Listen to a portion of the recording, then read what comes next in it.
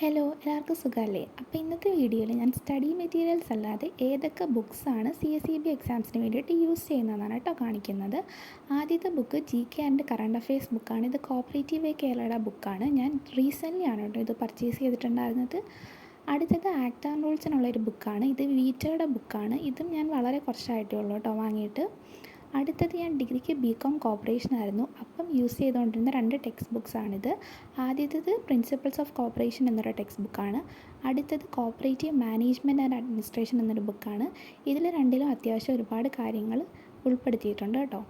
അടുത്തത് ഞാൻ ആദ്യമായിട്ട് ഒരു റാങ്ക് ഫയൽ വാങ്ങിച്ചത് വീറ്റയുടെ റാങ്ക് ഫയലായിരുന്നു. ആ റാങ്ക് ഫയലാണ് കേട്ടോ ഇത്. ഇതിൽ മാത്സും ഇംഗ്ലീഷും ഒക്കെ എക്സ്പ്ലനേഷനുണ്ട്. മാത്രമല്ല ഇതിലൊരു 30 സെറ്റ് ഓഫ് ക്വസ്റ്റ്യൻ പേപ്പേഴ്സ് ഉണ്ട്. നമ്മുടെ ജൂനിയർ ക്ലർക്ക്, അസിസ്റ്റൻറ്റ് സെക്രട്ടറി പോലുള്ള എക്സാംസിന് വന്നിട്ടുള്ള ക്വസ്റ്റ്യൻ പേപ്പേഴ്സാണ്. ഒരു 30 എണ്ണം ഉണ്ട്.